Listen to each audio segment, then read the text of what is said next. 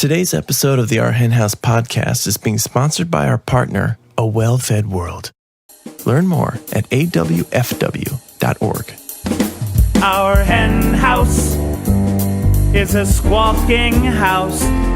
Our hen house is their hen house.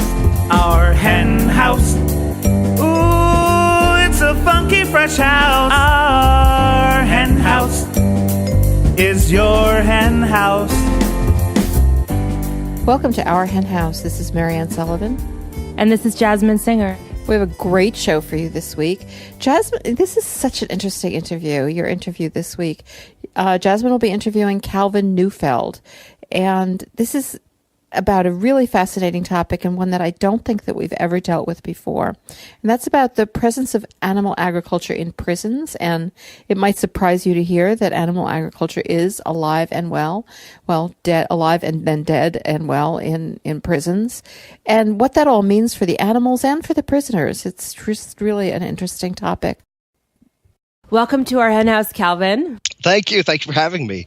Yeah, I'm really excited to be chatting with you. I'm super interested in this topic, and I've quickly become a very big fan and proponent of the work that you're doing. I know that you are involved in a variety of different types of activism, but I wanted to talk to you in particular about the Evolve Our Prison Farms campaign. So first of all, tell us about the problem. What are prison farms, and why do they need to be changed? Well, it's a long story, actually, but in a nutshell, almost 10 years ago, the former Conservative government in Canada under Stephen Harper closed the federal prison farm program. So there were 6 federally funded prison farms in Canada. They'd been running for decades and decades, and they were really well liked by the people within the communities around them. But the Harper government took a very strong, tough-on-crime stance, and they cut a lot of programming, and they closed the prison farms really with sort of saying it cost money to run them, but people really strongly believed it was part of this tough-on-crime attitude, and the prison farms were seen as soft on prisoners. So they shut them all down despite strong public opposition. But now the Trudeau government, our current Liberal government, in 2016 decided to conduct a feasibility study and public consultation process into reopening prison farms, which was very well received by the community.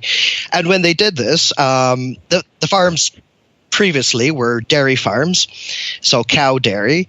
And when they said they were going to bring the farms back, we said, okay, well, you're doing a public consultation process. We have what we feel is a much better idea than dairy operation, which would be to do innovative plant-based agriculture and farmed animal sanctuary as the animal component, because people touted animal therapy as the core benefit of the former farm program.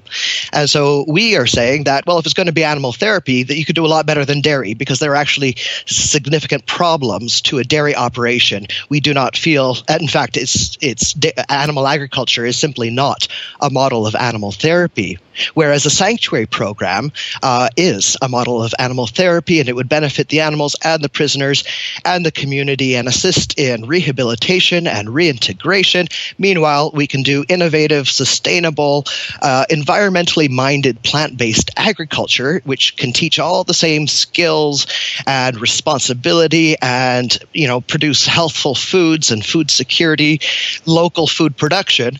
But when it comes to the involvement of animals, we believe very, very strongly that dairy is extremely problematic as a therapy model. Now, are dairy cows the only animals being raised on prison farms? Well, so when the government began this process looking into reopening the farms, everybody assumed that cow dairy would be returned. There was former pen herd cows in Kingston. This is all centered on Kingston right now. So there were prison farms across Canada, but the government is beginning with opening prison farms in Kingston. Kingston is considered the penitentiary capital of Canada. It has such a high concentration of prisons. So they're beginning in Kingston, which is near where I live. So it was right on our doorstep. And everybody expected these pen penherd cows to be returned to the farm program. And in the end, so we structured our entire campaign about creating sanctuary for the penherd, a penherd sanctuary. And we see that as really a beautiful ending to this long story. But now the government has announced as of February that it is actually going to be a goat dairy operation, not cow dairy. Yes, they're going to begin with as many as 400 goats to start. And this is more dairy animals than were ever involved on the farms in the past. At the peak in the past, there were 300 dairy cows. Now they're beginning with 400 goats. And in the past, the cow dairy was producing milk on site and served into prisons. Now, the goat dairy milk is going to be sold out to a Chinese infant formula factory that is currently under construction in Kingston. The construction began around the same time as the feasibility process began into reopening the farms. We believe that there's a direct connection. And so the milk will be sold to this Chinese infant formula factory, 85% of which will be shipped to China. So this changes, not only is it problematic in terms of the relationship that the prisoners will have to these therapy animals, but it also seriously brings into question the ethics of prison labor. And this is no longer about local food production and producing food for prisons, but really this is highly problematic in terms of using prison labor to produce milk for China. Yes, of course. There's so many issues. Now, I want to unpack them a little bit, but first, what are the conditions of the animals themselves? Corrections Canada is really quite tight about these things. They don't like to disclose too much information to the public for obvious reasons. There are security issues, but this is a taxpayer-funded program, so it really is important that there be transparency about how this is going to work. Like I said, there will be about 400 goats. We did ask, because the story goes from bad to worse, frankly. And we've been in this for almost 2 years now, about 2 years. And it began with putting forward this proposal, and we did succeed in having our proposal for plant-based agriculture and sanctuary to be one of the 3 formal recommendations that were issued by the CEO of Corcan, which is the programming branch of Correctional Services Canada. They're responsible for the rehabilitation programs. So they actually saw the merits of our proposal and put it forward as one of 3 formal recommendations to Minister Ralph Goodale. He is the man in charge of prisons, as well as he's the Minister of Public Safety, so he's in charge of counterterrorism, borders, but police, prisons. He's got a huge portfolio. And so he's the one ultimately responsible for the decision on the prison farms. So the 3 formal recommendations were for cow dairy, goat dairy, and plant-based agriculture and sanctuary. Unfortunately, that's the only success that we have really had in this process. And although we have met with senior correction staff and people within the government, the only person who has outright refused to meet with us is Minister Ralph Goodale.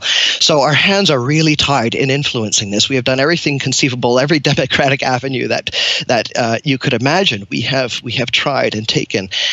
So we are feeling really quite dismayed and disheartened that not only have the issues not been acknowledged or addressed by our government, but it is going from bad to worse. So, like I said, the milk being sold out for Chinese infant formula, but this is going to be at Joyceville Institution in Kingston, where the goat dairy operation is going to be, and that's the site of an on-site prison slaughterhouse. They have an abattoir there.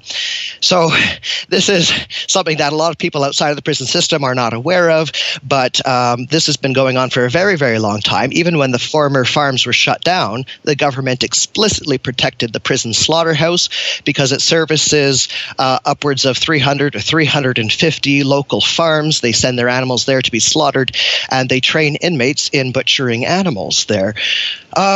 So that's going to be the site of the goat dairy operation as well. But the government has indicated to us that the goats will not be slaughtered on site. They will be sold out, which of course still means slaughter for them. So essentially what the farms will look like is that the prisoners will be forcibly inseminating goats. They will be removing their kids so that the milk can be harvested for human consumption. And then they will be slaughtering or sending to slaughter the male kids as well as mothers at an early age as their milk productivity declines. So this is not a model of animal therapy. And in fact, what we are asking prisoners to do is to manipulate the sexuality of animals, to break family bonds, to ignore the distress that this causes to kids and to their mothers, and to be involved in the slaughter process one way or another of these animals that they are supposed to be bonding with. This teaches, unfortunately, the breaking of bonds and trust. And this is counter to the goals of rehabilitation. And of course, it puts prisoners and corrections staff at risk of traumas. There are traumas associated with complications, injuries, even just sending an animal to slaughter that they might have grown to care about. So really, there is nothing about this that is about rehabilitation. And we are, frankly, we are outraged and really disillusioned with democratic process here. Wow. God, as you said, there are so many social justice concerns operating here in addition to the cruelty to the animals. What are the economic implications for using prison labor in these contexts? Well, again, they keep these things very tight. Prisoners, so the program, first of all, I should make it very clear, it is not forced. No prisoners are forced to participate in the program. There are some questions about whether there can be consequences should they not participate, but we do know that corrections does not officially punish prisoners for not participating. It is voluntary. But we feel that this is actually counterproductive to the rehabilitation of prisoners. And although they are given a small amount of money for the work, very small. So the maximum, I believe, is about $6.90 a day, but that is the very highest paid level. Most prisoners would receive much less than that, out of which there are deductions. So really, we're talking about long hours, early mornings, hard work all day for about, $1 or $2 in the end is what they take home. Not even enough to buy enough food to make up for the extra appetite from all of the hard work. Now, whether or not this Chinese infant formula factory will be profiting from cheap prison labor, because that's the perception that, this is cheap labor, they're profiting from it. Correctional Services Canada has indicated that they don't necessarily get a lower price because there's higher supervisory costs in producing this stuff. But the question is it okay? Is it ethical to use prison labor to provide milk for essentially a multinational company? It is that much further removed from its relevance to rehabilitation.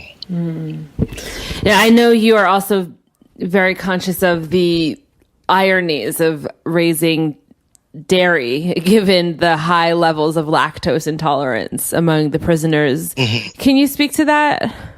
Yes. Well, that was part of our original concerns that we were raising, because in the past, the farms were producing milk to serve into the prisons.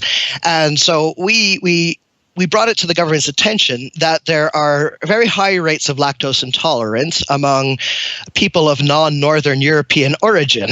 So other than essentially the Caucasian population in prisons, they would have low rates of lactose intolerance. But people of African origin, Asian origin, and First Nations people have extremely high rates of lactose intolerance, between 80 and 100%. And these populations make up roughly half of our prison population. So we put it to the government that, how do you justify funding a program that will produce foods that are unsuitable for the minority half of the prison population? So there are issues of racism in dairy promotion, especially in a prison context.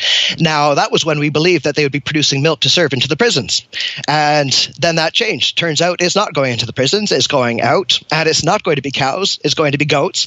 So we've had to shift our campaign a number of of times to adjust to this changing scenario. And now, despite all of our concerns and our frustrations at not being listened to in all of this, the government there are still a group of people within the community who are upset that it's going to be goat dairy, not cow dairy. And they have voiced their concerns. We wanted cow dairy. And the government, they have not responded to us or to our concerns, and yet they have responded very strongly to this other group, saying, we understand your frustration. We will work with you. We will meet with you, have teleconferences with you, and we will do everything in our power to see about also adding cow dairy. So now it looks like the cows may come back to the prisons as well. And if that happens, it is quite likely that milk will also be going to the infant formula factory, which will be doing both cow and goat dairy infant formula.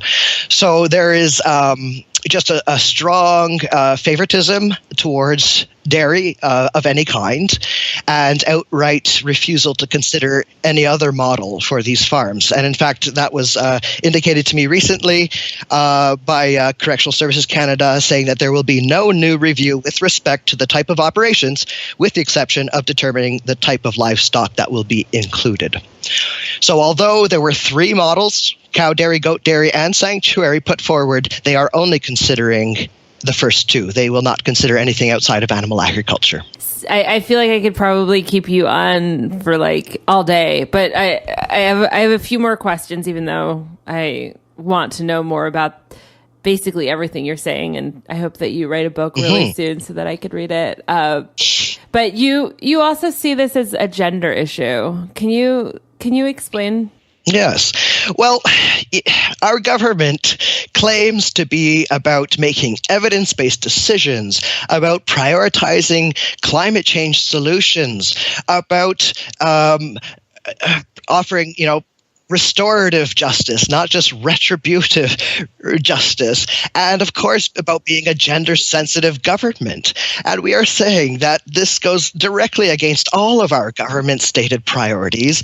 And how is gender sensitivity reflected in promoting a dairy program in an institution for men, no less, and having these prisoners, many of whom may have had histories of sexual violence or physical violence, and involving them in the sexual manipulation of animals, which is what dairy is. It is a sexual manipulation. There's the use of the insemination gun on the animals, which the prisoners would be doing, and of course, assisting in the birthing process, and then only to remove the babies from their mothers. And it teaches that it's okay, that the concerns of the mothers don't matter.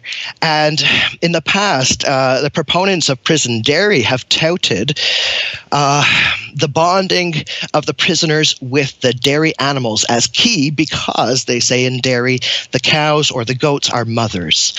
And many of the prisoners may not have had a strong mother figure in their life or a relationship with their mothers, and so they can bond with the animals as mothers. And we feel that is so very disturbing, because we are forcing motherhood on these animals, and then we are taking that motherhood away from them, and then we are claiming that motherhood for ourselves. Whereas in a sanctuary setting, we are offering prisoners a chance to have uncompromised care and bonding with animals, and teaching the value of life, and that these animals have the right to their lives and their bodies, and that their lives have value in and of themselves, not in relation to their productivity or profitability. And what does that teach to prisoners? If we teach the prisoners that the lives of animals have value only so long as they are profitable and productive, what does that teach prisoners about the value of their lives? Whereas a sanctuary setting, what does that teach prisoners about the value of their lives? They have value in and of themselves. And it's this metaphor for an allegory for justice and this crossroads of incarceration and freedom. And we've talked to prisoners. We did a survey of prisoners at Joyceville Institution, where this goat dairy operation is currently being established. And over 70% voted for sanctuary or plant-based agriculture over a dairy operation. And many of them expressed very strongly that they don't want to be involved in the exploitation or slaughter of animals. Some have indicated that they have experienced a trauma so profound because of the offense they've committed that just the thought of being near seeing any living thing die is unthinkable to them. So this is a very vulnerable population that have already been traumatized by the experience of incarceration, and we are putting them at risk of further traumatization in having to engage in this kind of a relationship with animals. And it's completely unnecessary. Tell me about the campaign, the Evolve Our Prison Farms campaign. What tactics have you used and are using? Well, we have met with government. We have met with corrections, right up to the top. Like I said, though, the only person we have not met with is the one man responsible for the decision, Minister Ralph Goodale, and he has outright refused to meet with us. We have submitted a 13,000 signature petition, which was not acknowledged or responded to at all. And because it was a change.org petition, it did not follow the formatting requirements for submission in the House of Commons. So what we did was we submitted a second petition, which had just a minimum number of signatures required to be read in the House of Commons, but it followed the formatting requirements. We had it sponsored by the Kingston MP, Mark Garrettson, and he presented it just last week in the House of Commons, calling for the government to discard plans for a goat dairy operation and to only involve animals in rehabilitation programs under animal therapy models. He read this to Parliament, and then he expressed his personal disagreement with it. So we were very dismayed at that, and when we looked into it, it turned out that was against procedure, that an MP is not allowed to express either agreement or disagreement in the presentation of a petition, because it undermines the petition and it introduces debate, which was simply not appropriate. It was out of order, so now he's going to have to address that. So we don't know what the next step there is, but you see, we are against politicians who don't want to address these issues. We are up against a system that simply had this unquestioned expectation that it would be dairy, and rather than the burden being on the government to prove that a dairy operation will not be harmful to the prisoners or harmful to the therapy animals, the burden of proof has been on us to demonstrate that it would be harmful. And we feel that this is kind of backwards. It should be the other way around, that the government should be able to prove that they're making an evidence-based decision. But all of the evidence points against animal agriculture and points to our model as the only non-violent and non-exploitative form of involving animals in a prison farm program. So we have also started recently a postcard campaign. We mail to Minister Goodale, and anyone in the House of Commons is free. So we've printed a few thousand postcards, which people just have to sign and send in. We hope to fill up Minister Goodale's office with these postcards, and asking him that the prisoners and the animals deserve better than dairy. And we continue with our meetings, and we are also going to try to raise awareness in China for the Chinese consumer, because the reason that this multinational company has come to Canada, it's a Feihe Dairy or Feihe International. They've come to Canada. They have received a number of they've received a lot of money from the federal and provincial governments here. Essentially, the CBC has reported that there's been a lot of hand-holding to bring them here, and the reason they've come to Canada is because of the tainted milk scandals in China, where there was melamine added to the milk to artificially increase the protein content, and a number of infants died and hundreds of thousands got sick. And so there is a lot of distrust on the part of the consumer in China towards these dairy companies. And so the reason they came to Canada was to clean up its image, because Canada has a good reputation. It's perceived as being a nice, clean and trustworthy source of agriculture, and they're cleaning up their image. And so unfortunately, to use prison labor is not an effective way of cleaning up that image. And we feel that the consumers in China have the right to know where the milk is coming from, and that if they knew that this company is coming to Canada and will be using prison labor to source their milk, that there will be a lot of pressure put on the company to drop that one supplier. And it will just be one supplier. This company is looking at peak production. They want to to harvest milk from upwards of 100,000 goats. They say that even if this company used all of the goat milk that is currently in production in Ontario, that they would need 3 times as much as that. And so they're going to have to build up an enormous goat dairy industry in the province and in Canada in order to fulfill their demand. So they just need to drop this one supplier. And we feel that the consumers in China have the right to know where their product is coming from. So, like we say, this is about prisoner justice. This is about animal justice. This is about environmental justice. And with the Chinese component, it's about consumer justice as well. And what would you say is the ultimate goal, and can our listeners support your efforts? Absolutely, you can support our efforts. We have most of our activity takes place on our Facebook page, so you can find us on Facebook at Evolve Our Prison Farms. We have all kinds of information there, open letters. You can follow the process. This is a story that is unfolding daily. You said you hope I write a book one day, and let me tell you, I have a story to tell because this has been a very, very long journey, and there's been a lot of questionable activity, a lot of undemocratic it's been very undemocratic how this whole thing has played out. And so follow us on Facebook. We also need to show how many people care about this, and not just in Canada, in the U.S. as well and around the world. We need everybody to pay attention because this has been very, very quiet. And so we need to just break down the barriers that keep prisons out of people's sight and consciousness. People need to know what's happening here, and that there's this opportunity to implement a program that is truly rehabilitative and beautiful, and that can really change the way that we think about prisons, the way that we think about rehabilitation, the way that we think about animals and our relationship with animals, and decrease stigma towards prisoners. That's one of the priorities of Correctional Services Canada, is to decrease stigma towards prisoners. And we have said to them, well, how will a dairy operation do that? And how will involving prisoners in slaughterhouse work decrease stigma towards prisoners? But sanctuary, that would be highly effective in decreasing stigma, and it would promote community engagement and support. It's a beautiful vision, and we feel that people in Canada and around the world would pay attention to this.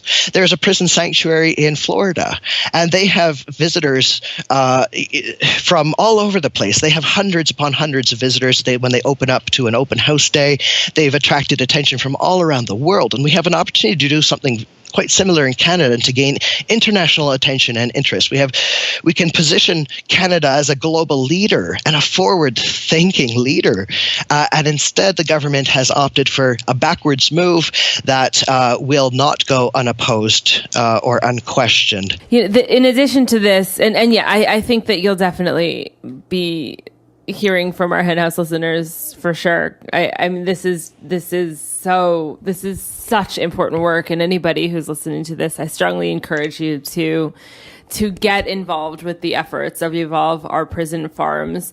And I know, Calvin, that you are also working on other things as well. I'd love to just briefly touch on a couple of them. Can you tell me briefly what Suffering Eyes is?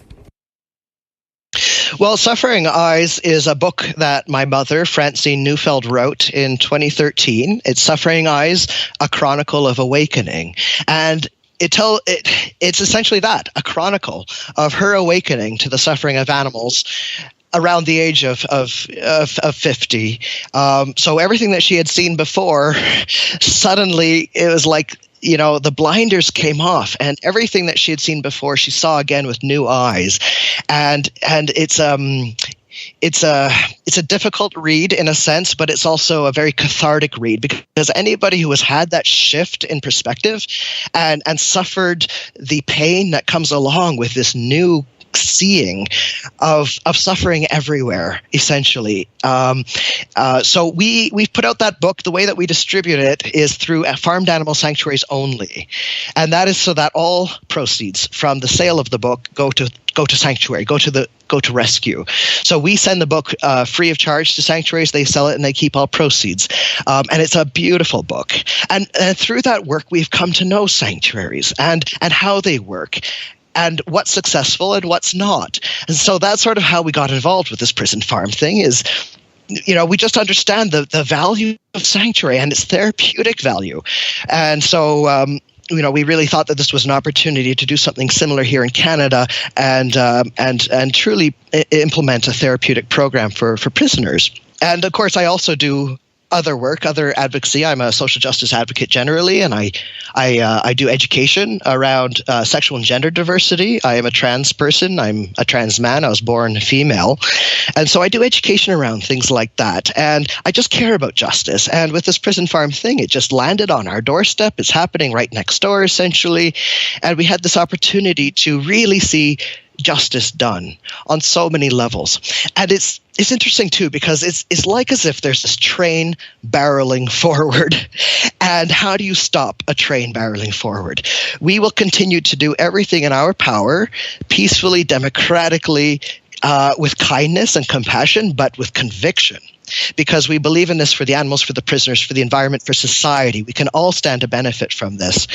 But how to stop that train from barreling forward. And last year, Prime Minister Justin Trudeau was in Kingston doing a town hall meeting and answering questions from people in the community. And one of the questions that came up was from a trans woman who said to him, Prime Minister Trudeau, when someone like me, if I were to be imprisoned, they would send me to a men's prison. And how do you justify that? How can you ensure my safety? Shouldn't it be that I have the right to go to a women's prison as a woman? And he said, you know what? You are absolutely right. That should not be the case. Somebody like you should not be sent into a men's prison. So you know what? Consider it changed. We are going to reverse that as of now. He absolutely flipped the switch, and he did, and he made good on that. He flipped the switch on that, and that's exactly what we need to do with this prison farm thing. We can't stop that train from barreling forward, but we can flip that switch. And so I want to put out a message to Prime Minister Trudeau, and I want everybody else calling Trudeau, writing to Trudeau and to Minister Goodale, saying flip the switch on this too, because it is about justice, and you can do it. It is not too late. Yeah, absolutely. And sometimes all of the work for these campaigns is just it's all of the effort is put into these campaigns, and then one day it's just done like that. That's right. That simply, it can actually be that simple to arrive on the side of justice. And now you mentioned Kingston several times. I'm intrigued by the Kingston VegFest. Tell me about that. Yes. I have the delight and the pleasure of being the lead organizer for Kingston VegFest. In all of your copious free time. Yes. Thankfully, I have a really strong team working with me, and I rely very heavily on them. This will be the third year for Kingston VegFest. It's a lot of fun. It brings, of course, all of the vendors and exhibitors and community groups out, and just huge numbers of people. Where Kingston is 120,000 people. It's a medium-sized city, but we attract anywhere from 5,000 to 8,000 attendees, and we just continue to grow. We're rapidly outgrowing our venue as it is. So it's very, very popular. And of course, VegFest then has an opportunity to provide a platform for conversations around exactly this kind of thing. And we need for people in Kingston, we need people to care about what's happening in the prisons as well, because this is our community. And we need to recognize that our neighbors include our incarcerated neighbors as well. And we need to care about their well-being and about the quality of their rehabilitation, because, of course, almost all people in prisons will be released. And the question is, what quality of person comes out? Is there somebody coming out who's more traumatized than when they went in, or somebody who has had an opportunity to experience genuine healing and the forming of bonds and trust and benefiting from that? So, I'm hoping that at Kingston VegFest we might have an opportunity, for example, to host a panel discussion around these prison farms, and to just have that discussion on our terms, rather than at the same table, for example, as a dairy and livestock farmers, which the government appointed a prison farm advisory panel to advise on the model and the implementation of the farms, and 5 of the 8 members are dairy, beef, and goat farmers. So right away, when we learned of this, we issued an open letter immediately to Minister Goodale expressing our concern over the composition of the panel because it essentially precludes consideration of any model other than animal agriculture, because even having the discussion, as one politician put it to us, I understand what you're saying, but how do you have this conversation at the same table with the dairy farmer? And that's unfortunately a problem that the government has set up. And everybody's hands are tied. Everybody's committed to their position, committed to this process, is barreling forward. And how do you stop that? And we feel that just raising a groundswell, we have done everything. We've laid the groundwork already. So all of the ideas are there. The proposal is there. The conversations have been had. People do get it, but most people's hands are tied. So now we just need to put pressure and show the government that the vast majority of voices say sanctuary. Yeah, absolutely. Well, I think sanctuary is definitely the through line here, and it takes a variety of meanings. So I'm very grateful to you, Calvin, for everything that you're doing. Please reiterate the links and how people can find your work and support it online. Yes. So our website is evolveourprisonfarms.ca, and we luckily have a brand new web developer who's building us a beautiful new website because up until now it's just been what I've been able to put together. So we're going to have a nice professional website. We're really, really growing. People are paying attention. Visit us on Facebook at Evolve Our Prison Farms. We also have a Twitter and Instagram accounts that are run by some volunteers. Most of our activity happens on Facebook. Like us on Facebook, follow it, engage, talk to us, be part of it, and just show those numbers and share.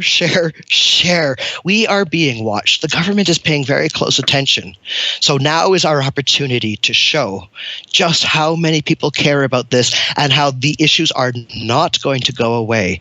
Unfortunately, the only way for the government to win this in the short term is to recognize that we will win this in the long term. Thank you so much for joining us today on our Hen House. Please keep us posted. We'd love to have you back on again as the campaign continues to evolve. Lovely. Thank you so much, Jasmin. I appreciate it so very much.